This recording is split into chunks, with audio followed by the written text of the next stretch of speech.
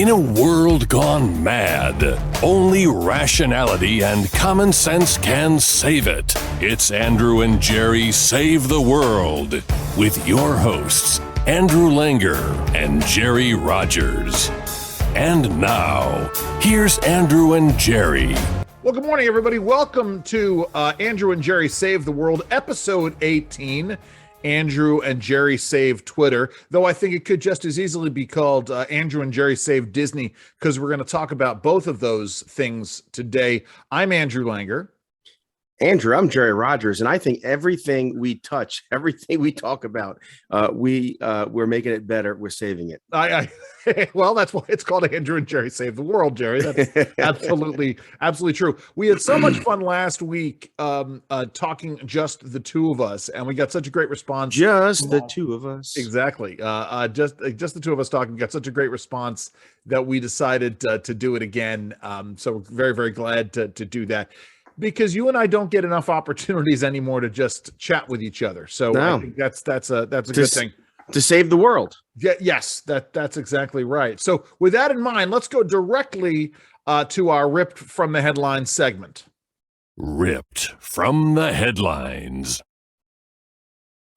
Well, so much to talk about today, as you and I were doing sort of in our very brief pre-show discussion, Jerry. Want to talk about Twitter, want to talk about Disney, want to talk about student loans again, want to talk about this tragic situation with the National Guardsmen dying on the border, want to talk about the latest polling numbers for Joe Biden.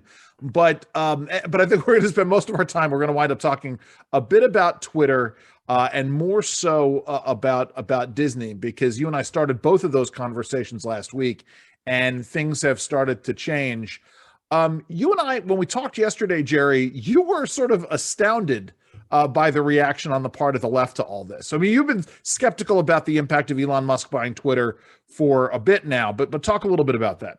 Well, a couple of things, right? You know, the right always makes this mistake where some celebrity, some billionaire, someone who is not on our side suddenly takes a position we agree with or does something we like, and then all of a sudden it's all about that person. We canonize that person. I think it's a mistake. I think Elon Musk purchasing Twitter is just fine. I don't think we're going to see great changes in the near term, and I think let's see what happens in the long term. You were surprised at how angry the left responded. That's really what I wanted to. I'll talk about the substance stuff in a second. But here's the thing about that. It's not that I'm surprised. I'm dumbfounded, and okay. I'm never right. I'm very. When am I dumbfounded? I don't get why they're so upset about a lefty buying Twitter, B, a guy that they've praised and loved for many a year, all of a sudden now is the 21st century version of social media Hitler. And right. And then C, it's true though. And then C, and this is the most disturbing part of it, and it's frightening. Yeah. How the left, the ACLU, how the Democratic Party, how the New York Times, how they have just given up on the idea of the free exchange of ideas. Well, obviously, the most important one in there being the ACLU, which, and I tweeted out about this the other day, how the ACLU has fallen. I mean, we talked about this a few months back when we had our conversation about free speech. This is a central and seminal issue when you had the former executive director of the ACLU going on the Bill Maher show and talking about how the ACLU is literally doing now what it promised that it wouldn't do, which is picking and choosing which free speech cases it was going to defend, because some kinds of free speech are worth defending. It is so incredibly distressing and upsetting that that's happened. And I love the fact that you refer to their reaction to Elon Musk as social media Hitler. Did you make that up? Because that's insane. Did you make up that phrase? Just sitting here right now, I made that phrase. Because that's good. That's very clever. And again, Andrew, remember this. Look. Here's the difference between the left and the right. The right engages, lives with, works with corresponds with, right, the left all the time. Yes. We have to go to work in big cities, or whatever the nature is. There's no one on the right who's completely insulated. However, the left really is in a self-contained bubble. They very seldom encounter someone who's conservative. And here's what's disturbing. Go ahead. Here's what's disturbing. You and I know, because of this engagement, but also because we're from New York, and because we remember the 80s.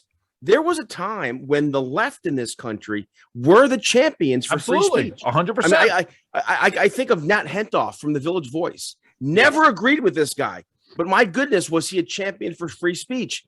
And the ACLU was this at one time. And the left, again, what is so frightening is that the left, the Democratic Party, the progressive movement, the media, my goodness, the media has given up on the idea of free speech and the exchange of ideas. And we're going to get to more of this in a second. We're going to get to some of those reactions. Here's what I know. And you and I started to talk about this last week. And there's another data point that I want to add to it. And again, I should say data point, anecdotal evidence. And I know that the plural of anecdotes is not data, but still. So when last we talked, I had noticed that my tweets were getting more amplification. That I have long suspected that I was shadow banned on Twitter. I've got thousands of followers, yet tweets that I would make that I would think that my followers would want to see and hear would get very little reaction.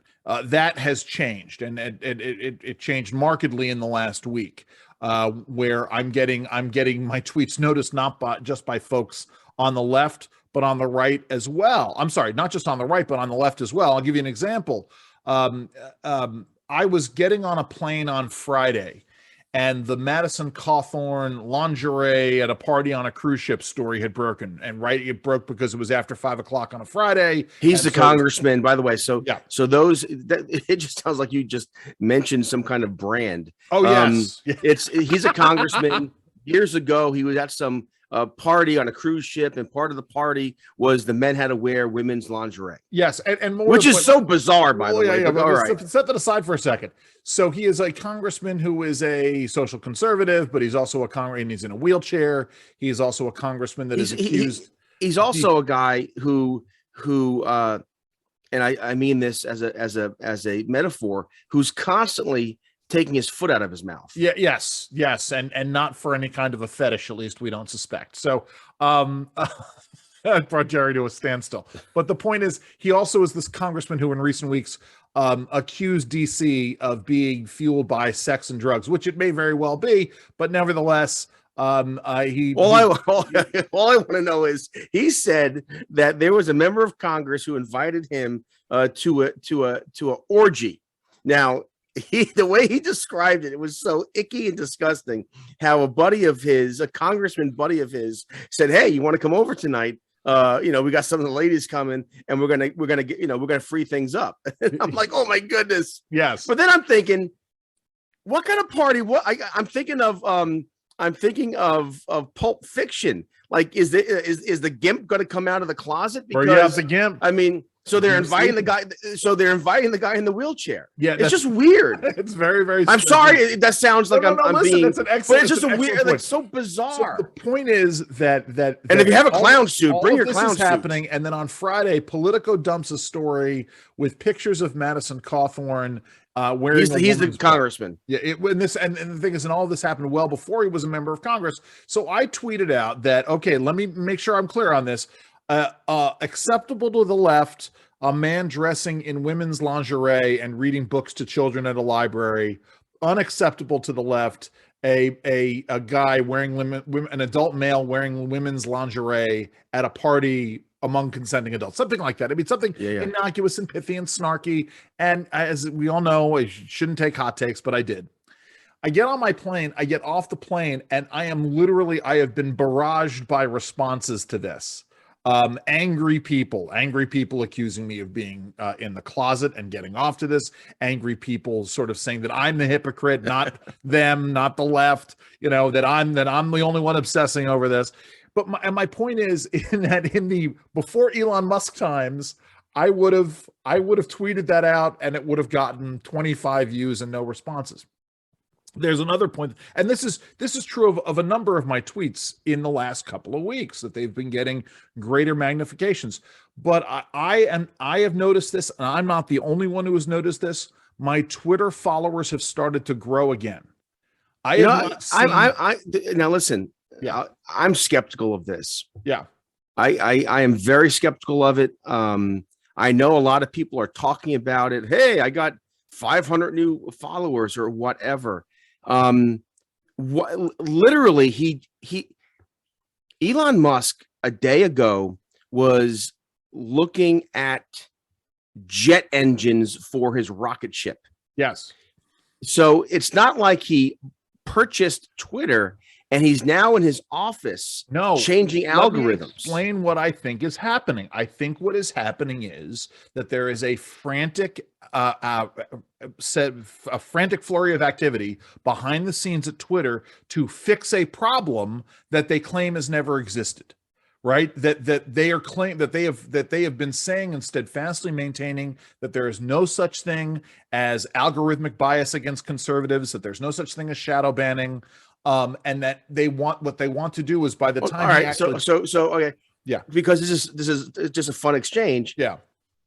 Then if it's like this, it's like Jerry's dumbfounded. No, I am, because here it's like this. It's like, it's like I'm in the mafia, right? Yes. And I'm with my mafia buddies, and one of my mafia buddies says to me, "Hey, that guy's a cop," and I'm like, "Hey, how do you know? Look at his shoes. Cops wear those kind of shoes."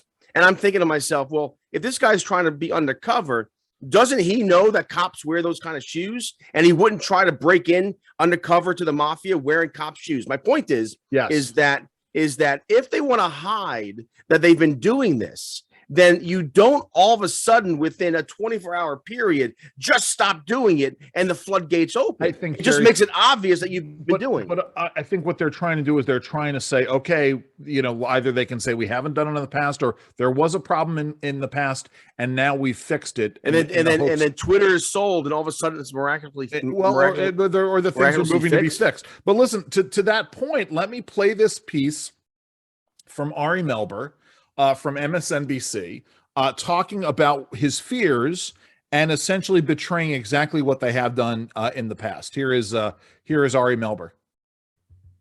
Oh, hold on, let me stop this. I forgot to share it with sound. I forgive you. Thank you. Appreciate that. All right, here is Ari Melber. You own all of Twitter or Facebook or what have you. You don't have to explain yourself. You don't even have to be transparent. You could secretly ban one party's candidate or all of its candidates, all of its nominees, or you could just secretly turn down the reach of their stuff and turn up the reach of something else, and the rest of us might not even find out about it till after the election. What? Elon Musk. So again, what? This is my dumbfoundedness. Like, he doesn't understand that this is exactly what many of us believe happened and has been happening. That, oh my goodness, wait.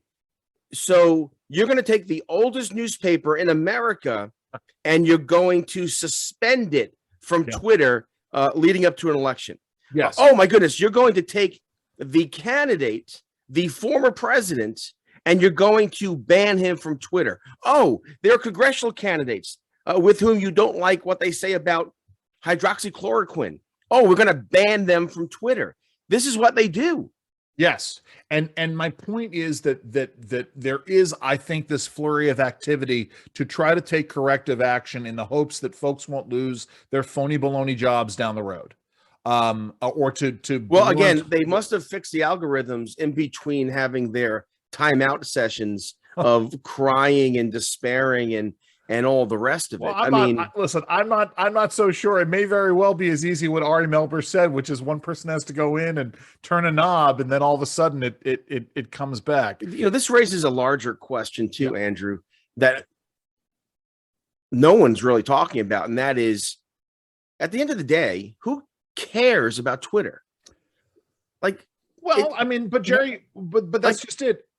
sorry, go ahead. I mean, I didn't care about Twitter when they were banning our side. I didn't care. I don't care now. We have had this conversation. Well, you use Twitter less than others do. I mean, you are more on Facebook. But we've had this conversation because I believe social media, right? Social media. I use social media really as a means so my mom and dad who live 250 miles away can see pictures of their grandkids. See, I use it for a whole host of things, right? I mean, I don't do anything really much political on my personal Facebook page. That's really for family members and all of that. And I've lost family members over politics, even though I don't post anything political. Hold on for a second, Jerry. Yeah. But Twitter I've always used as a marketing tool, right? To market either the WBAL show or this podcast or the writing that I'm doing. I use my Facebook show page and my Twitter show page to vent, to comment on politics. But here's the thing. I don't believe I have 513 followers on Twitter. Yeah. Why? Why don't I have 4,000? Well, why do you have how many do you have? I have how many do I have today? I don't know. You have thousands, right? Yeah, thousands of Twitter followers. Couple thousands. Yeah. Why does Andrew Langer have a couple thousand and Jerry Rogers has 500? Well, it makes no sense. Well, I think it doesn't. I've been on Twitter longer than you have. I was more of an active participant in the big conservative social movement of the early 2010s. So I got a lot of followers that man. I was an early adopter of Twitter as a conservative and built up most of my audience there. My question was more rhetorical though. What I mean is that I think a lot of these Twitter followers are just are it's hinky. It's bogus. It's not true. I don't think Celebrity X has 17,000 or 100,000 or 1 million. I just don't believe it. I don't. I think a lot of it's just nonsense. I believe that. I believe it. I think some of it depends on amplification. Some of it depends on the algorithms, right? I mean, so yeah, you have folks who get followed by bots, I'm sure. I think also if someone does an appearance on Fox News, they'll gain followers that way. You know, I do my weekly appearances on John Justice and Drew Lee's show.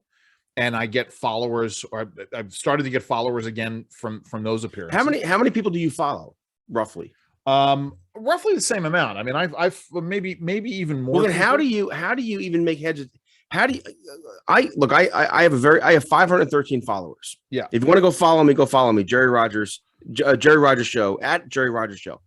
But I follow much less than my 500. And that's good. So here's the thing: 3,200 follow. I have 3,200 that I'm following. I have 4,600 followers. Okay, how do you follow 3,200? How do you make heads or tails of all those? There must be people that you want to read that you can't read. You have so many following. There are lists that I can curate, but also the people who I read the most, their tweets come up more automatically for me. And so stuff won't get, so unless I go out and I look, it's the same thing with your Facebook feed, right? Depending on whose things you see. I would rather see everybody in chronological order than have a Facebook algorithm pick it for me. But yeah, so if I'm reading, like if I read Jonathan Turley's tweets all the time, Jonathan Turley's tweets will come up more often. I guess, look, for me, I think all of these conservatives who are praising Elon Musk today are going to be wondering what happened to him a year from now, 3 years from now. I think it's very dangerous to put your hope, your faith into one person. And I also think that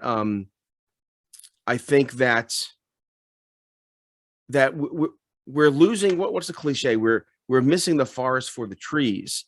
And like Twitter's not where the war is, where the battle of ideas is. It's much deeper and more problematic. And and I think we're time out for a second. Focused on Twitter, again, right? But it's again, right. If you're arguing tactics over strategy, you're arguing the wrong thing.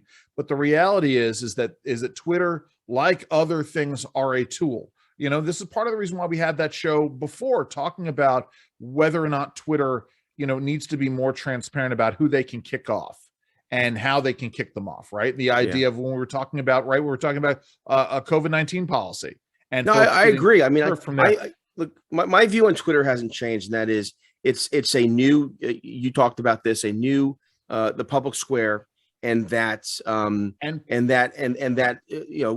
there should be great forgiveness. That's why it's important, because it is this public square where you can go and find out the information.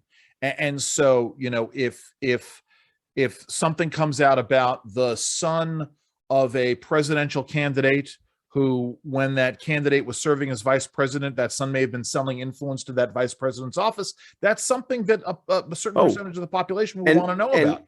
And to that point, and we talk about this later, it's confirmed now with emails that Joe Biden was going to pay over $800,000 worth of Hunter Biden's legal bills, his dissolution from his Chinese businesses and other such things. But again, this is the same man who told us during the debates that he had no contact, no conversations, no connection to his son's businesses at all. Joe Biden lied. And to that end, also, incidentally, Twitter lied about this. So you had one tech who came on and said, well, our policy was we weren't going to post, we weren't going to allow postings of hacked material. Well, the Hunter Biden laptop wasn't hacked.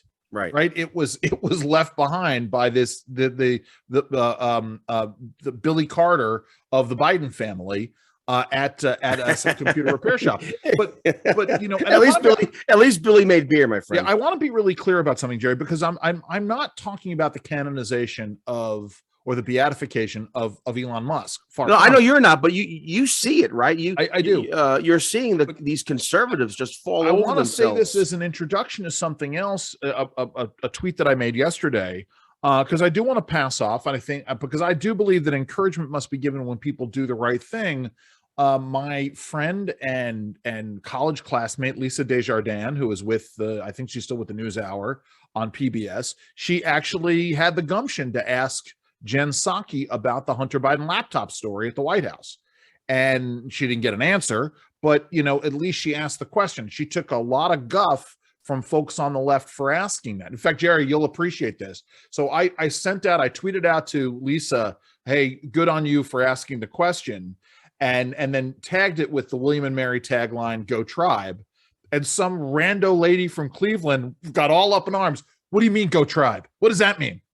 I'm like, it means it's a William and Mary thing. And I posted a piece. She goes, well, I'm from Cleveland, and until recently, we referred to our baseball team as the Tribe. And I'm thinking, oh God, something. If you're triggered by that, this is part of the problem. What? Before I got to do a sidebar, if you don't mind, because it's been gnawing at me.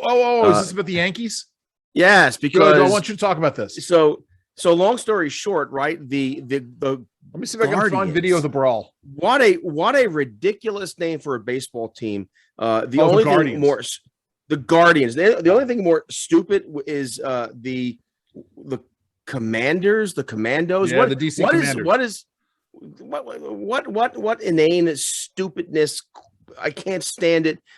Major league sports are just, the wokeness is ruining the sports as well as these overpaid players. But anyway, regardless, so the Yankees are behind against the Guardians at Yankee Stadium. By the way, hold on. I want to share screen for a second. When I hear the Guardians, I think a really great book written by a great science fiction writer named John Christopher from the 1970s. Yeah, I think of Chris Pratt. Anyway. Yeah, what? I think of Chris Pratt in a squirrel or a raccoon, whatever. That's raccoon. Yeah. So anyway, so the Yankees are down a couple runs, and in the later innings, come back, score 2 on a double, and the right fielder crashes into the wall, and there's a the gathering of the teammates and this sort of thing, and the Yankee stands in the right field stands are, Guardians. What are you, a Guardian? Oh, you're from Cleveland. Again, just normal baseball chatter and heckling. Nothing that was like, I've been in Yankee Stadium. I've been in other stadiums where the fans can be out of hand. This was typical kind of, batter, swing batter type heckling, right? Yes. And so anyway, at some point, the Guardian outfielder, Miles Straw. I got the video here. Let me play it. You can describe it as I'm playing it. So Miles Straw, they're pointing. Oh, the fans. And he jumps up. Wow. And he gets in with the fans. And he gets in their face.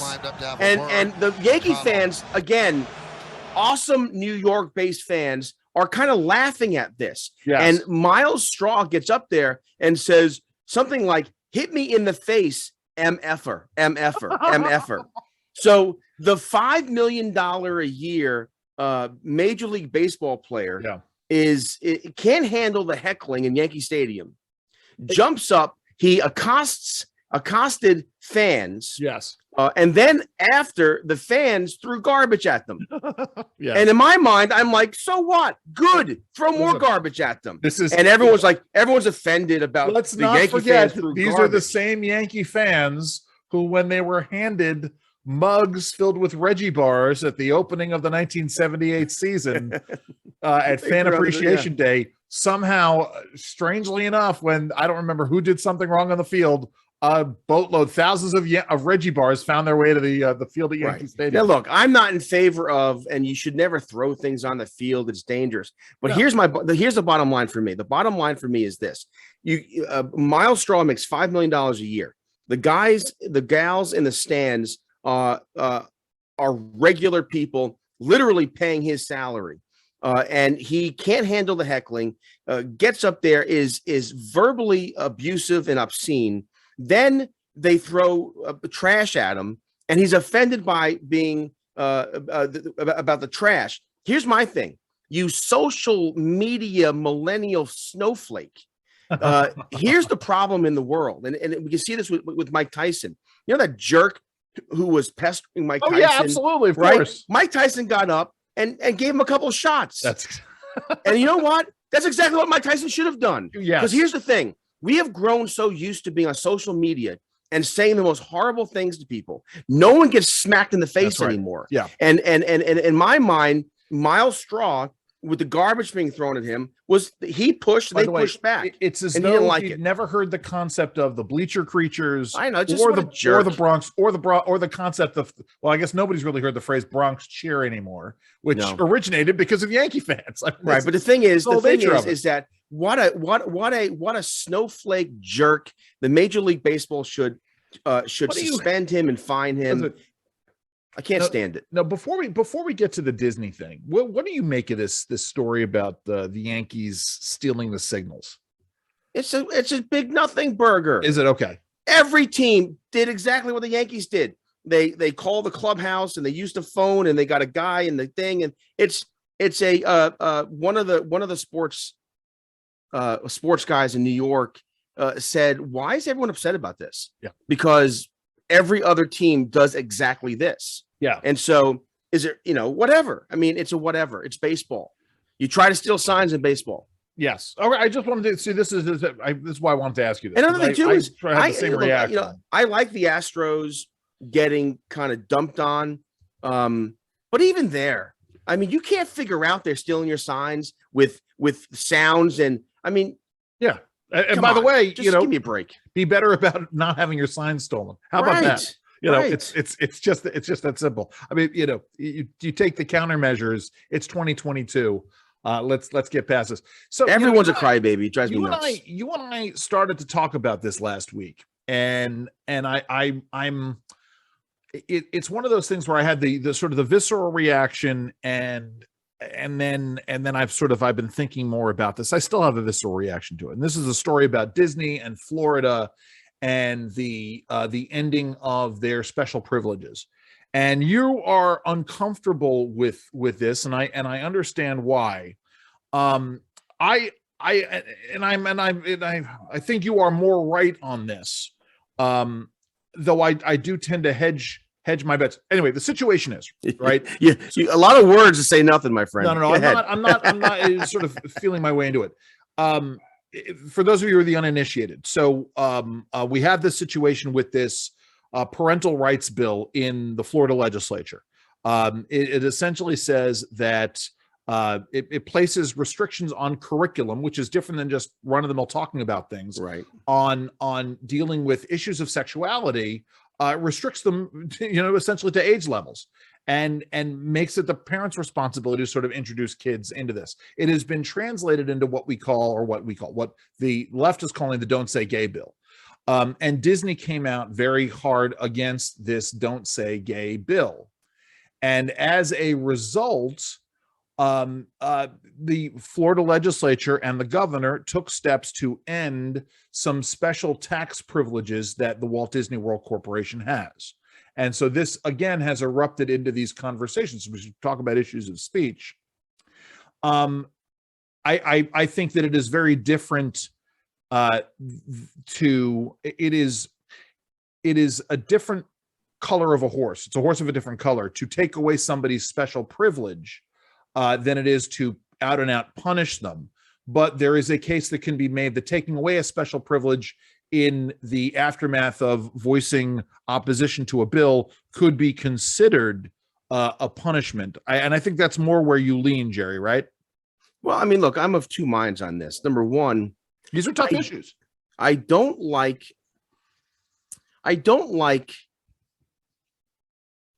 interventions in the public debate like boycotts. I just don't like boycotts. I mean, so the whole boycott Disney thing, again, if you want to, look, Disney is problematic in many different areas. We can talk about that. But I don't know. This idea of boycotting Disney, I just don't know. I don't like boycotts. I think boycotts usually fail. And there are good people working at Disney who have nothing to do with the politics of Disney or the grooming of kids. They're just people trying to make a living. So let me say that out front. But then I'm also, if the Disney CEO is going to get on his high horse, his he knows better, he is better, virtue signaling, and cause a kerfuffle based on a lie. Remember, this parental rights bill, I read it on the air, WBAL. It's only 7 pages. It's 7 pages. Yeah. I mean, even Governor Hogan, the most we have to talk about that too. The most grating politician in America, was on Meet the Nation or one of these Sunday shows, Surprise, and he said something like, well, we would never do this in Maryland. Oh, and by the way, I never read the bill. And so the CEO of Disney, most of those in the media, I told you the story already on air about how I was with a cable news host who asked me about the bill. And I said, well, it's 7 pages. Did you read it? He actually said to me, no, I didn't read it because I have staff and I trust my colleagues. I'm like, well, you're commenting on something you haven't read. Yeah. My point is that the CEO of Disney made a huge mistake and he started a fight. And my view is this, and I've always been this way. I'm in a bar with my buddies. I'm in a restaurant with my wife, and some moron comes over to me and says, hey, you want to fight? My answer is always yes. Always yes. Yes. It's always yes. Right now, let's do it. And 99.99% of the time, the moron coward who said that backs away. My favorite, I will say it again, my favorite Jerry stories are always the I'm about to get into a fight Jerry stories. But the thing is that I've never backed out of a fight. Time out. Greatest. All right, not the greatest. The greatest Jerry story is you on the New Jersey Turnpike and some guy. Yeah, I'm ashamed of that guy. Well, he came running at me. I won't embarrass you with that story. Running at me. Hold on. I will embarrass you then with the story of you defending somebody you know. Some guy made a homophobic comment while you were in line at a bank. Yes. And he says to me, and I said to him, like, hey, I heard what you said. And the guy wants to fight. And he wants to fight. And the guy starts to take off his jacket off. And Jerry says, don't do that. Because as soon as your jacket is around your shoulders and your arms are pinned, I'm going to hit you in the face. Yeah. I love that story. Why you take your jacket off? Yes. And I did. He started. I grabbed him, and he was like this. Yes. And I'm like, I could destroy you right now. Yes. Anyway, my point is, this is what the Disney CEO did: virtue signaling, acting like a tough guy. And the bottom line is that when you're dining on someone else's dollar, you better be careful how you behave at the table. But you are also concerned about the use of state power in reaction. Well, no, I come down on this issue very clearly, and that is cronyism and corporatism is always wrong. See, and so if Disney has received a benefit since 1967 that SeaWorld doesn't get, I think it's time to rescind it. But you do it as a matter of principle. You don't do it in reaction to Disney's advocacy on a particular bill, right? You say, okay, because SeaWorld and Universal, because they don't get this special privilege, we need to rescind this privilege. But you don't do it, well, because you have advocated against the Don't Say Gay bill. Listen, I think you and I had this conversation last week, unless I was missing you. No, you're right. Yeah. But here's the thing. Because I was agreeing with you last week. I was disagreeing with you on this. No, you have stated my position correctly. Yeah, okay. However, let's have a conversation about this. Yeah. And the left, all right, I got to take 2 steps back, 1 step back, take 2 steps forward. Sure. I don't believe that the right should mirror the bad actions of the left. Got it. Yes. That said, we can't continue moving forward with 2 of our arms tied behind our back. Sure. Yes. And otherwise, so we're like the guy in the bank taking off his jacket. Right. But the thing is the left does use legislation, the courts. They do use politics and licensing regulations and all the rest of it to punish their political enemies. And maybe if we, again, using the baseball metaphor, threw a little chin music, maybe the left would be less likely to do so again. Look, a perfect example is how many times do they try to impeach Donald Trump?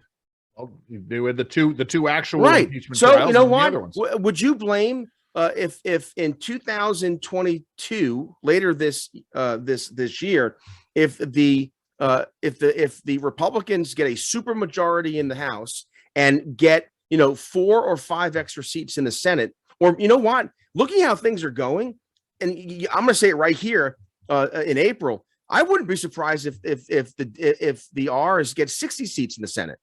So my point is, what if that happens and Republicans say, you know what, you put us through 2 impeachment trials for nonsense. However, Joe Biden, he did lie about this. He did abuse his power here. He did, et cetera, and go and impeach and try Joe Biden as payback. And it would certainly, listen, I will say this much. It would certainly raise the question as to whether or not you could impeach a president for things that president did when he was vice president of the United States.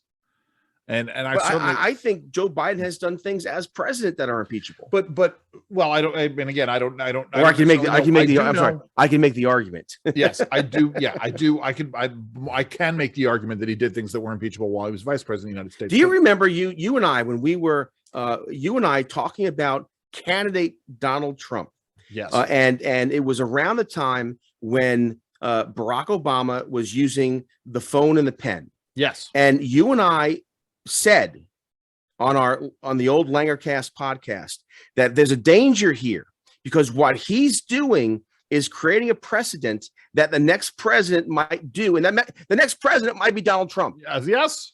And so my point is that the same, like going back to the Disney issue, if Democrats, progressives have been using legislation and regulation and the law and the legal system to punish their enemies, would it be a surprise if every once in a while the Republicans swing back? More to the point, right? And again, for me, it comes down to this question as to whether or not dealing with a special privilege is in fact punishment.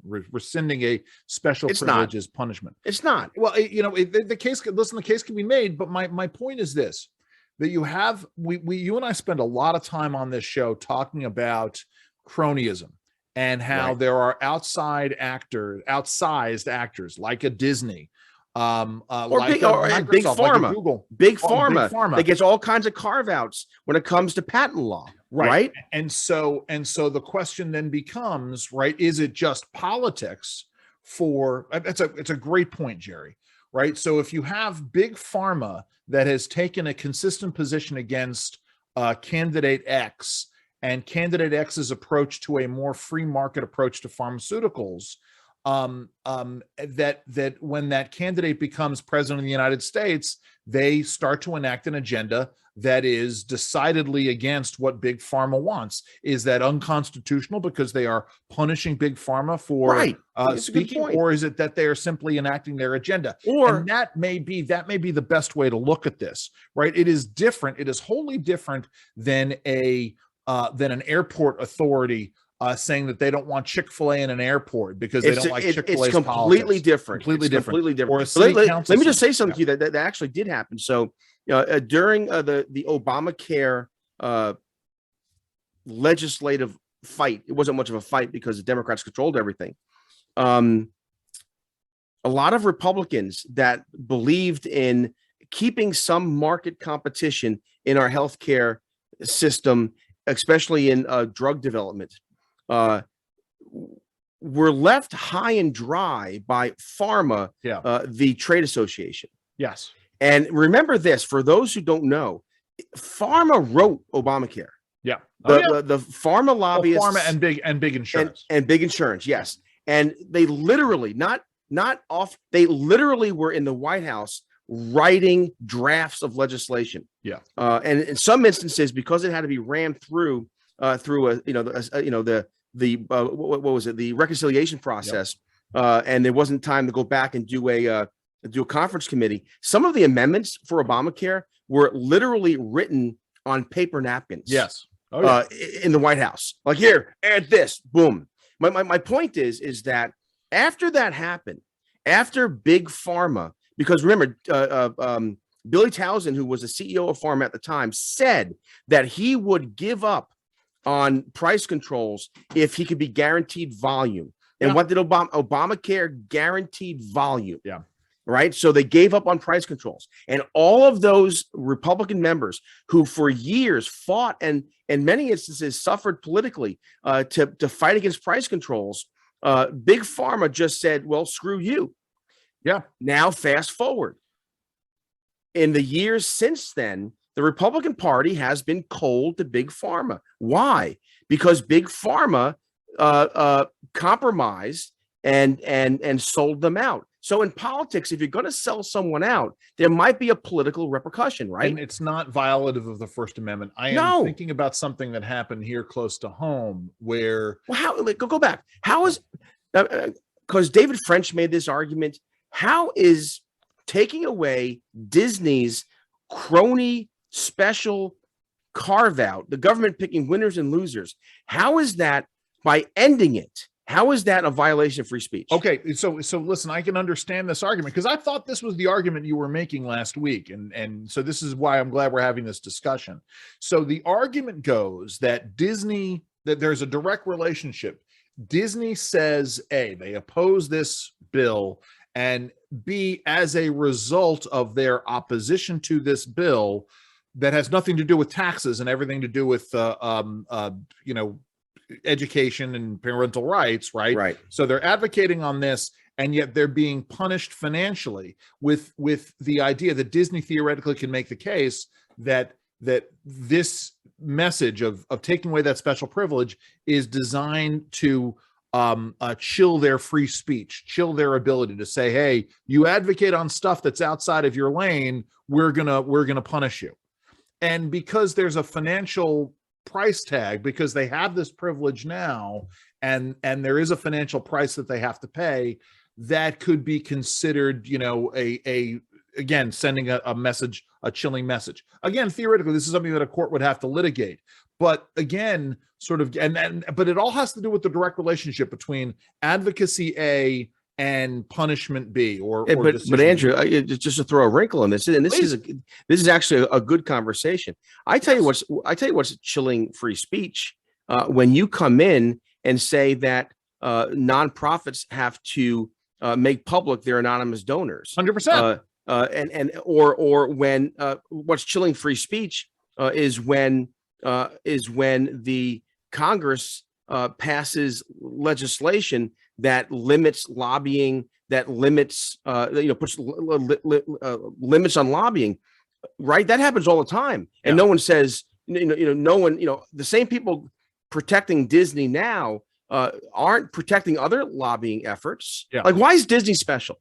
Why does Disney deserve this fight for Disney? It's chilling free speech, but I can name right now a dozen other interests that lose privileges, that lose their crony tax breaks, or there's limits put on their lobbying, and it doesn't make the newspaper. Well, listen, I can explain why folks on the left are dealing with this, though it's insane. But think about the hypocrisy, though. Yeah, absolutely. Corporations should pay their fair share. Corporate rights and paying their fair share. I get that. What is you and I at least are consistent. You and I have been consistent, and I remain consistent. Whether it's Sheldon Adelson, right, who was a big Republican donor who wanted special carve outs for his online gaming. Oh yeah, rather against online gaming for his brick and mortar casinos. You and I wrote piece after piece saying that this is cronyism. Again, we're consistent. The special deal. Here's the thing: I never knew about Disney's special deal. So maybe this kerfuffle over the parents' rights bill brought a crony deal to light, and it was corrected. What I loved was the folks who were saying, "Well, Disney will just up and leave." Jared Polis in Colorado. Yeah, right. Hey, they should just come to Colorado. Well, first of all, seeing as how they couldn't be open for 4 or 5 months out of the year because of the weather, that ain't going to work. But also, Walt Disney World is the size of San Francisco. It is 43 square miles. It is not going in. Is it that big? Folks just forget, right? That it's not that what you see. Have you ever taken your family to Disney? I know it's a lot. I've been to Disney, but no, okay. But no, not my family though. So a lot of folks don't know this. But what you see on the surface of Disney is not the extent of Disney World. Oh no! Like Disney World goes down at least 1 floor, and in some cases 2, 3, 4 floors. It is essentially a massive building masquerading as a piece of land, and so the idea that they would move that is just insane. That some of that does play into the arguments. What I don't get, and no, I'm sorry, I do get it, because I understand why David French, and again I'm going to say her name, Jenna Ellis, is out there. Jenna Ellis, who I don't know if you saw this, Jerry. Jenna Ellis offered to represent Disney in their challenge. Really? Yeah. Oh, so yeah. She opposes this. She opposes this. She is a free speech absolutist on this. Again, but this is, you got to make a look. If the Florida legislature in some way wanted to put limits on Disney's ability to lobby, I'd be on the side of Disney. This is not that.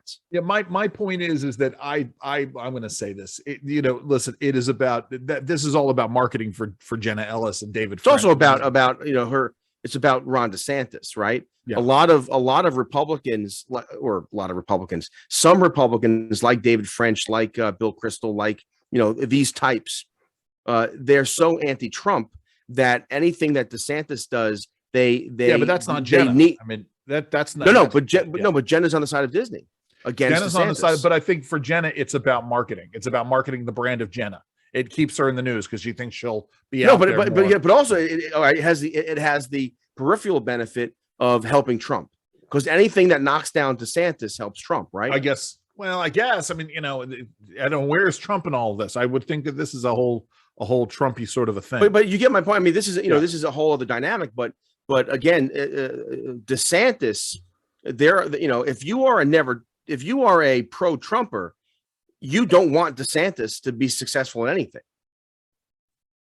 Yeah, I suppose, unless you don't think that it would be a Trump DeSantis ticket. No, two alphas on no way. The reason why Pence made a good vice president to the extent that he did was that he's a beta, which is why Mike Pence will never be president of the United States. I don't think Mike Pence is a beta. Oh my goodness, yes. I don't think so. Who do you think Trump is going to pick as his vice presidential nominee? I don't think Trump's going to run for president.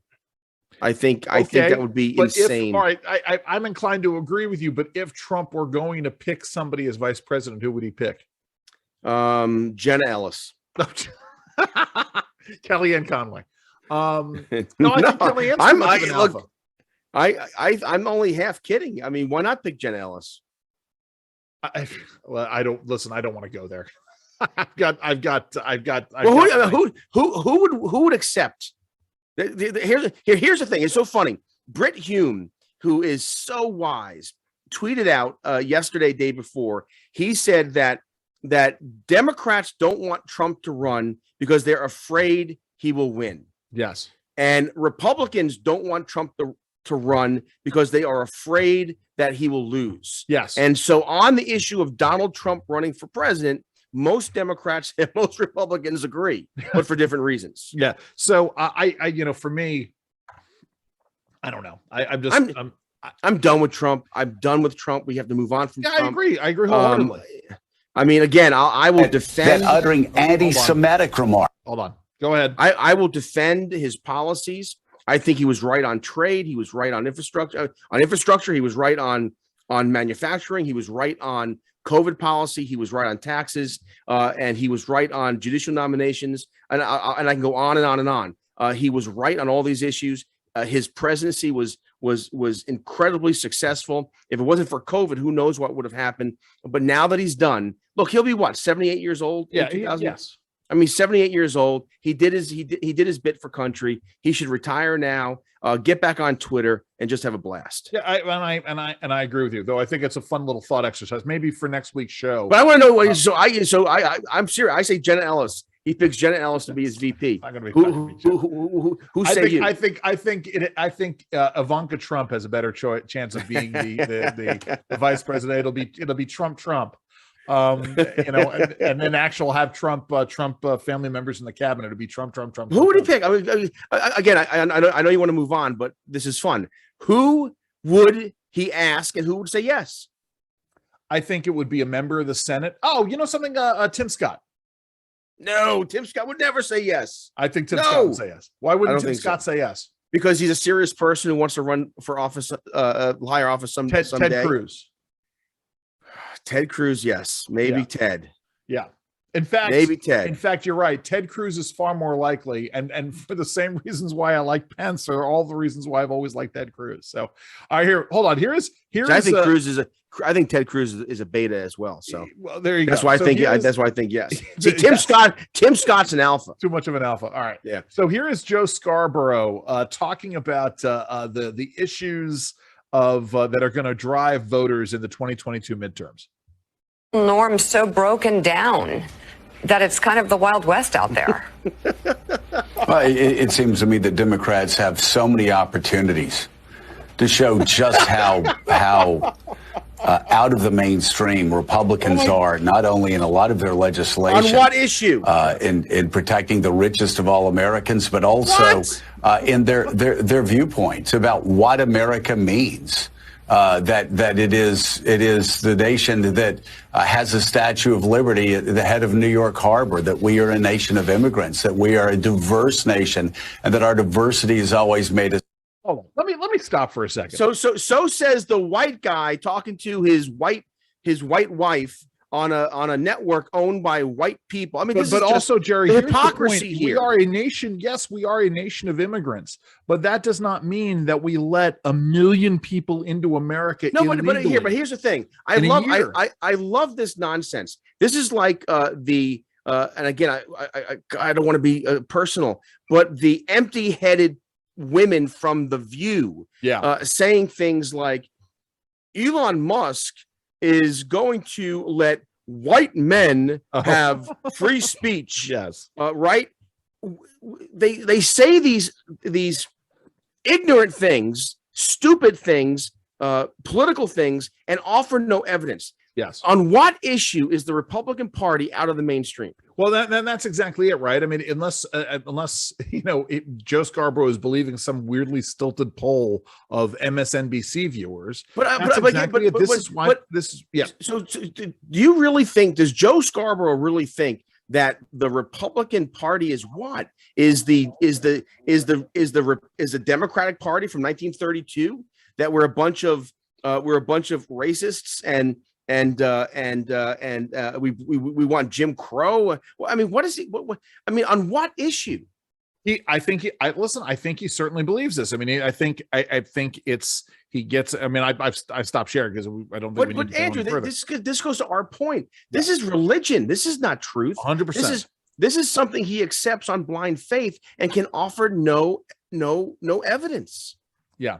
No. And then he sits there on a show privileged, right? He's privileged. He's the definition of privilege. And he's talking about how look, the Republican Party, there's been a major shift. Henry Olson from the Washington Post has written about this, and others are falling on it. And that is the great divorce has happened. Yeah. The Republican Party was for a century the party of big business. It no longer is. The Republican Party of 2022 really is a party of immigrants, of working class Americans, of entrepreneurs and innovators, and small businesses, that's the party. Look, that's why every poll after poll shows us that more and more Hispanics, more and more Asians are identifying with the Republican Party. And the reason is because of things like the student loan repayment plan, like this mad, desperate act that the Biden administration is trying to do to try to drive young people to the polls in November of 2022, right? Whether it's going to be. So I have a question for you, and maybe some of our listeners have the same question. So Erica and I have purposefully no student loans. Yes. For the most part, zero loans for our two daughters in college. That's on purpose. Yeah. Because of that, we have no money. Yes. We live, and we make a good living. The Rogers family, we are blessed. God has blessed us. We make a very good living here. But we literally also live paycheck to paycheck or client check to client check because we have 5 children in private school because public schools can't be trusted, and 2 children in college. And we have decided against student loans. 100%. So the question to you is, should I just tell Bridget, hey, honey, go take out $100,000 in student loans? And do it before the president 100% makes right. this. Yes, because by the way, as a result of this, listen, thank God. I thank God that my kids are going into college now, or one of them is halfway through college. The other one's about to go in, because we know what's going to happen if this plan goes through. The cost of college is going to skyrocket. Oh yes, of right, course. Because there is no reason to control costs if there's no if nobody has to pay it back. It's just this free money that's out there. This is part of the problem. I think about you and I already said this, but don't if you want to do this, why not force the colleges with their multi-billion-dollar endowments to do this? But it gets back to you ask the question. So you have a very thrifty family, of immigrants. Doesn't matter where they're from, and they've come to this country and they have scrimped and they've saved to make sure that their child can be a first generation higher education student. And they're going to turn around and they're going to look at this and they're going to say, and by the way, they own a small business, a successful small business. We know that Hispanic women are, at least they were, I think it's still the way it is, but at least up until the pandemic, Hispanic women were the fastest growing classification of entrepreneurs in America. They were starting more small businesses than anybody else. So you're going to tell me that an immigrant-owned small business, an immigrant entrepreneur is going to want to foot the bill for some rich kid whose family didn't have to save or didn't save, but they took a massive student loan. You're right. Yeah. And take the next step. And that is, what about the truck driver? What about the 100% the police officer who maybe couldn't send their kids to school? 100%. Right. So now they're going to pay. They're going to have to pay back. This thing, there's no other word for this. This is gross. This idea of student loan forgiveness is grotesque. It's disgusting. More to the point, it's funny. Back during the early days of the Tea Party movement, there were a group of political scientists who were doing studies of the Tea Party movement, and there were a couple of really good nonpartisan, non-biased polling studies done of what Tea Party activists believe, and the data was released, And then you had other political scientists who took this data and they pressed it through something called the Racial Resentment Index, which essentially ascribes most of what the right believes about self-determination and about success and pulling oneself up by the bootstraps. All of those beliefs are considered to be part of the Racial Resentment Index. I'm using air quotes here. And the reality is what the left fails to understand is there is going to be legitimate resentment, and it's not going to be white middle-aged conservative men towards everybody else, but it's going to be working class immigrants who are going to be enormously resentful, or working class families elsewhere who are going to be enormously resentful of the left. I'm sorry, go ahead. But what you're saying, there's emerging data. Yeah. We know now that immigrants from Latin Hispanic communities are already moving away from the Democratic Party, mostly over issues like transgenderism and abortion. The progressives have just gone, off the face of the earth on those social issues. They are out of the mainstream, and the mainstream being defined now by new immigrants. Right, 90% of all new immigrants to America, can be defined as people of color. Yeah, and these new immigrants are rejecting the Democratic Party, and so you're right. And by the way, they're also rejecting them on not just the student loan situation, on a whole host of issues, on the illegal immigration issue as well. Anybody who's on crime, on illegal, exactly right. And the funny thing is too is just real quick, because I want to emphasize this. The Republican Party really has become the party of the small business, the entrepreneur, and if you look at new immigrants and the demographics of America, you look at the top wage earners in America today are Asian women. Yes, and then it goes down the line in terms of myriad groups of people of color who are earning higher wages, who are starting small businesses, and that's the future. This is why Michael Barone and others who watch this really believe that the future is bright for the Republican Party. And look, I'm not an apologist for the Republican Party. I have lots of trouble with the Republican Party. But the fact of the matter is that this idea, and this is why I think the Democrats are wrong about open borders. They think the Democrats, because they're steeped in racialism, they believe that demographics is destiny. Yes, and I don't. What I was about to say. I think ideas are destiny. And that's why, again, why free speech and all the rest is so important. You blunt any hope. Like, let's assume for a moment that demographics would be destiny. The only way that works is if you actually are doing things that aren't harming people in ways that they can actually feel. And the reality is that folks sort of wake up and they see what's going on. Jerry, because we're talking about immigration, I want to go. I want to play this clip from Jen Psaki from the other day. Jen Psaki, of course, the spokesperson for Joe Biden. We'll tell you this in a second. But what I want to do is I want to open up our final segment. Welcome to The Bottom Line. The Bottom Line. Okay, so here we had this tragic case over the weekend. A National Guardsman guarding the border, National Guardsman from Texas, guarding the border, waded into the Rio Grande River to save somebody who was drowning. And the National Guardsman in turn died saving this person. And we now have come to find out that the group of people coming across and coming through the river, they were drug dealers. And they were bringing drugs in the United, drug smugglers, I should say. They weren't drug dealers. And as you can imagine, because let's not forget, the Vice President of the United States was supposed to be solving this. We have all of this discussion about the Title 42 plan, and the Biden administration released their plan. This is, of course, the plan to sort of how you're going to deal with the surge of immigrants in the post-COVID world. And a lot of border states and politicians in border states, including Democrats, are deeply troubled by this. Obviously, this is something with 1 million immigrants having come in the first year of the Biden administration, illegal immigrants coming in. This is clearly should be of concern. So a reporter asked Jen Psaki, let me share the screen here, asked Jen Psaki, the White House spokesperson, about the death of this National Guardsman.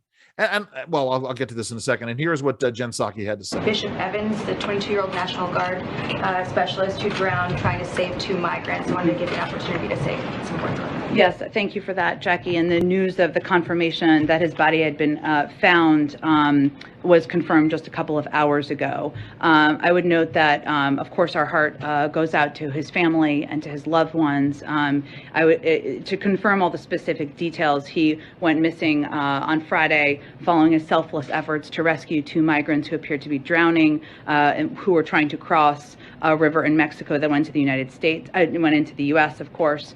We know that National Guard personnel, including him, risk their lives every day to serve and protect others. And again, our hearts go out to his family. I don't have any, in case you may ask, I don't have any updates at this moment in terms of the president's outreach, but if that is something I can update you on this afternoon, I will let you know. Does the White House feel any responsibility for his death, given that there's reporting that he lost his life allegedly trying to save 2 migrants who were smuggling drugs? This is a problem that, the administration has been facing for some time, and is obviously, as we've been discussing, getting some criticism on.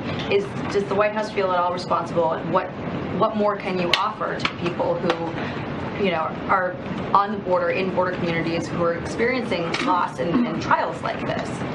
Well, of course, we are mourning the loss of his life, and we are grateful for the work of every National Guardsman. I would note that the National Guard work for the states, and so he is an employee of the Texas National Guard, and his efforts and his operation were directed by there, not by the federal government. In this effort, in this apparatus, we've long stated that our immigration system is broken. There needs to be more done to invest in smarter security, to have a more effective asylum processing system, and we would welcome any efforts for any elected officials to work with us on that. Jesus. I mean, I listen to that, Jerry, and I'm like, I mean, hold on, let me pause that. This idea of, well, we don't feel any culpability. He was a state employee, which, again, it's the border guard. He's not really a state employee or National Guard. Right. But this idea that they're going to try to shift the blame to the state of Texas, and then they're going to say, well, we want smarter technology, which I don't even know what that means. When the fact is, we don't necessarily need smarter technology when we have very dumb technology. And by dumb, I mean, it's not advanced technology. Putting up a wall is not smart technology, but it's effective. I mean, this is astounding to me. Sorry, go ahead. Well, she was obviously uncomfortable talking about it, how she rushed through it. If you listen to her speech pattern, obviously not something she was comfortable talking about, and she was ill prepared. She forgot the National Guardsman's name. Yes. Right. In mid sentence, instead of saying the gentleman's name, she said he, in a very kind of awkward phraseology. Number one. Number two, the Democrats have majorities in both the Senate and the House. Yeah. He's been president now for over a year. Outside of COVID, which was, a crisis that he inherited or was, happening when he took office. But then again, you think he knew it going in. Sure. They were on their heels when it came to COVID, but worse, this crisis at the border rivals the pandemic crisis. Absolutely. 100%. And yet this administration has done nothing but advance progressively in the wrong direction. Yeah. And they have a majority in both the House and the Senate. They could do something. They have done nothing. And instead, what they're doing is, and these are real lives. I think our side sometimes gets a little cold when it comes to the lives of these folks coming over. I welcome more immigrants. A thriving country is a country where people want to go to that country. So this idea that that immigration is bad for America is wrong. Immigration is good for America. It's always been good for America. It's our competitive advantage. What Joe Scarborough gets wrong when he says something so vapid like diversity is our strength. No, diversity is not our strength.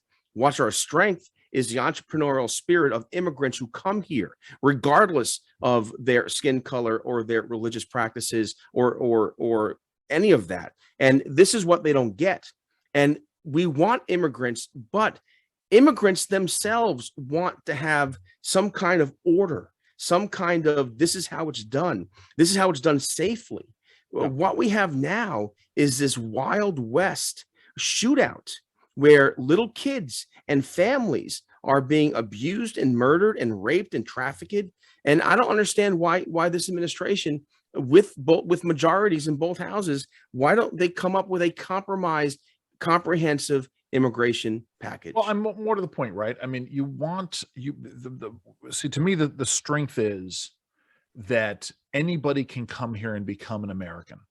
Of course, but if you that's American exceptionalism. But you just said it. If you create an environment in which we no longer have a common thread as to what it means to be an American, right? We no longer have a common background and heritage, and so we're now debating this, and we're sort of it's again getting to what Joe Scarborough said, that we are going to take and we're going to change our way of doing things. We're going to change our system of governance to fit the mores and outlooks of people who don't believe in individual rights, who don't believe in freedom of speech, freedom of the press, et cetera, et cetera. Then we've got the concept of entrepreneurship. Then we've got a real problem here. Well, the bigger problem though isn't the loss of entrepreneurship. The bigger problem is really the end of the experiment of the American experiment. Yes, of course. It's just over. Yeah. I mean, and again, this idea, again, Joe Scarborough, again, has become a religious zealot. Anyone left or right, and this is, look, Andrew, we're old enough to remember when Democrats believed in things like American exceptionalism, that anyone could come here and become an American, that hard work matters, that schools should teach science and math and English and history, and we're moving away. Look, I say this all the time on my radio program. America is not about blood or ethnicity or race or religion. It's about accepting certain ideals to be true. The problem with the left today is that they reject those ideals. Yes. And that's really where the argument is. And it's funny. You look at the left today, you look at the Democratic Party today, you look at Joe Biden today, controlled by whoever's controlling him. And that is, they reject free speech. They reject the idea of life, liberty, pursuit of happiness. They reject the Second Amendment, the right to self-defense. They reject religious liberty. They reject the idea of the right to assemble. They reject these basic American ideas. And the question then becomes, what are we left with down the road? This is my deep and abiding concern. We cannot come together as a people if we don't have that common frame of reference. And this gets into, it's interesting because this gets into the stuff that we're talking about in terms of curriculum in schools and what libs of TikTok are doing. It gets into what we're talking about in terms of the articles of faith that the left seems to possess. But the reality is we can't solve problems. It's funny, Jerry, I've got this video. Everybody should go and check it out. It's on my Twitter feed. I'm not going to play it right now. Actually, I'm going to show you this. I'm going to show you this.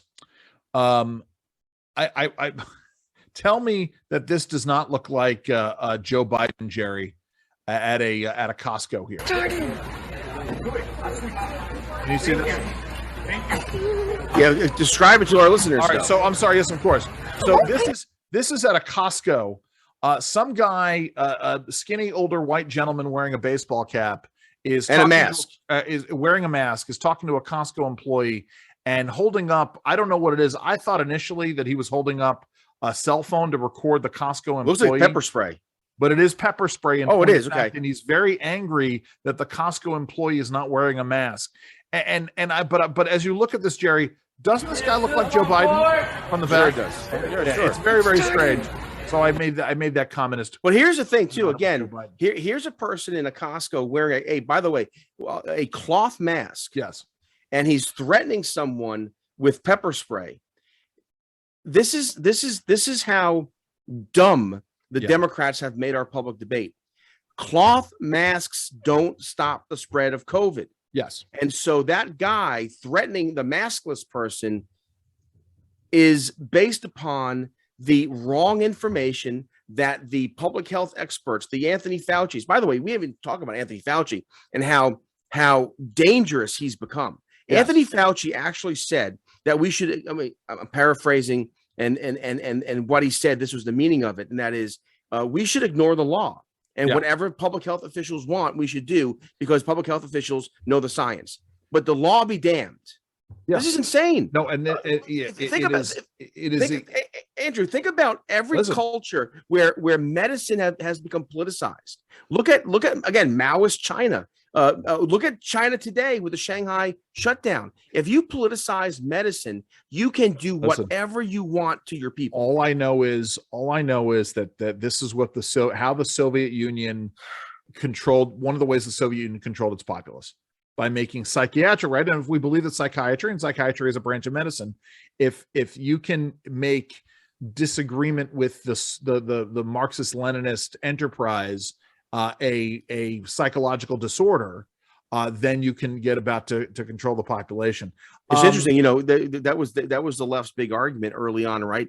In the Trump administration, they wanted to invoke the 25th Amendment because obviously to them, Donald Trump was mentally incapacitated because Donald Trump didn't believe in their trade policies, didn't believe in their tax policies, didn't believe in a host of things that the government, the establishment, the deep state believed in. And so what do? They tried to label him as crazy. Oh yeah. Well, it was the wheel of Trump, right? Every week it was something different. Before we go, I would be remiss if we didn't, because I know you wanted to talk about this on the air yesterday, but you weren't on the air yesterday. What happened? Tell me. Larry Hogan on the phone with the mayor of Odessa. So all right. So I'm sorry for. I wish I had a picture of it. For those of you, let me see if I can find the headline. You start talking about it. For those of you who are not in the Maryland, D.C. area, whoever your governor is, even if it's Murphy up in Jersey, your governor is better than our governor than Maryland. Larry Hogan is the most grating politician in America today. He is, my goodness. There used to be a joke about Chuck Schumer that if you got in the way of a camera and Chuck Schumer, he'd run you over. Larry Hogan hasn't met a Sunday show or a national program that he is, that he won't go on and tear apart his fellow Republicans. He tries to be this mainstreamer. In reality, he's narcissistic. He's about himself. Yesterday, he tweeted out and Facebooked out go get boosted. Go get boosted. And it's all about getting boosted in the vaccine and by the way, Kamala Harris, our vice president, has COVID a month after she got her second booster shot. Oh yeah, we didn't even talk about that. So the point is that Larry Hogan should get the heck out of medicine. Let doctors and patients decide on vaccines and boosters, number one. Number two, same day, he's in this, what looks like the Situation Room. He's sitting at this long table. I've pulled it up here. I pulled up the picture. So yeah, go ahead. So they're in the governor's Situation. It's a conference room. It's a conference room, but 1, 2, 3, 4, 5, 6, 7 is what 12, 1, 2, 3, 4, 5, 6, 7, 8, 9, 10, 12 chairs. Right, he's sitting there at the top of the table. There's apparatus on the table for phone calls. He is with two aides. He has two flags behind him. Yeah, and he's having a conversation with the mayor of Odessa. Yeah, the one on the I'll tell you, whoever the staffer is on the right, she looks really happy to be there. But the point is that this is a guy who so desperately wants to be in the media, to be talked about, that he's leveraging the war in Ukraine to have this ridiculous shot between himself and the mayor of Odessa. I mean, it's not about you, Larry Hogan. It's about the people of Ukraine who are being brutalized. Here's the thing, right? Substance matters. Politicians Larry Hogan, suck. remember that Larry Hogan was supposed to be, right? We've talked about this. It's the same thing with the Biden administration, right? We were supposed to be electing substantive adult people, experienced people, and that America was going to benefit from this experience in a way that we didn't benefit from the years of chaos and inexperience of the Donald Trump presidency, which Larry Hogan criticized just about every day of. So the question then becomes, what good is this calm? You look at this picture, and I've stopped showing them, but for those of you who didn't see it, you have Larry Hogan sitting in his conference room talking to the mayor of Odessa, who's sitting at a conference table, and the mayor of Odessa is wearing fatigues. The mayor of Odessa has legitimate problems that he is dealing with, right? A legitimate threat that he is dealing with.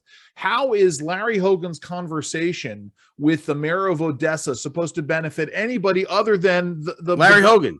Larry Hogan. Right. So it's great and nice. It's not great and nice. It's let the man go fight the war he's in. Yes. And Larry Hogan, go and govern the state. Make your exit. You grating, narcissistic. Jerry, yes, if Larry Hogan became a Republican vote in the Senate, wouldn't that be okay? No. Okay. Larry Hogan, I will never cast a vote for Larry Hogan ever again. I'd pull Larry Hogan and vote for Ronald Reagan. There you go. Or Larry Hogan's father. Just Larry Hogan is he's the worst. I mean, I know that there are politicians with whom we disagree, Adam Schiff and Gavin Newsom, and they're bad for lots of different reasons. But Hogan is really the worst because he tries to play the good guy, like he's the swarmy, grating. Right. I mean, he ran as a political outsider who was going to bring his business experience into Maryland. He won. But because he wanted to get reelected, he did virtually nothing to sort of advance a different agenda or something that challenged the Democrats in his first term. Then you get into his second term. He lost seats in both the House and the Senate. And as I said to you yesterday on the phone, you didn't even know. But my point is that he was hoping that he was going to get some kind of bang for the buck in terms of how he and his state handled the COVID-19 crisis, but he sees that page turning, and the more distance we get from the COVID-19 crisis, we didn't even handle the COVID crisis. Well, that's my point. Is that people will see it. Do you remember the test kits? Test kits, absolutely, 100%. Right. We still don't know what the hell happened there. Millions of dollars. Another thing too is, and maybe this is true in other states. Listen, Jerry, I will say my favorite aspect of the story is renting out ice skating rinks to serve as temporary morgues. That really is my favorite action by the governor here. But go ahead. No, look, God bless him. I'm glad that he's healthy, that his cancer remission, and he's healed from cancer.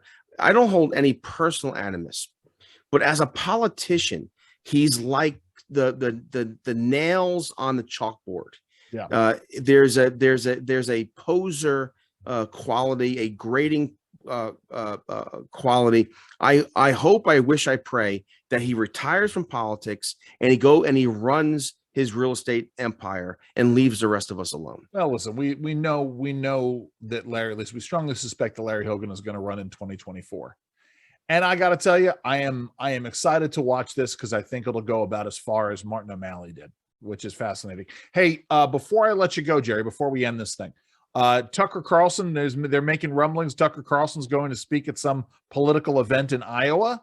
That's kind of interesting. No, I hope not. No, is Tucker Carlson going to pull like an Evan McMullen and run for office? I don't think he's going to run for president. I think he's. So what's he doing? I think he's wanting to get the left spun up about this, and the leftist press spun up about this. But I don't think he's seriously considering running for president. Why would he give up his show? I mean, why would he do that? Unlike other politicos I know who've gone into media who still have the urge to run for office in their blood, I don't think Tucker Carlson's ever had that urge. Before one more thing I'm going to share real quick. I'm going to commend you all. I wrote a couple of essays for Constituting America. One that was published on Friday, another one that was published on Monday. Basically, both having to do with the relationship between the governments of classical antiquity, specifically ancient Greece and ancient Rome, how they informed the founding fathers, both in terms of the general view of governance and in terms of the Constitution as well. Jerry, when are you doing Squared Off? I'm doing Squared Off on the 29th of April. Okay, it's funny, so one of our listeners, Eddie, I was talking to him this week, and he said something to me that fits in with what you just talked about in terms of your essay, and that is the Greeks. Yeah, he's like Jerry, the Greeks, they did it all. They did it all.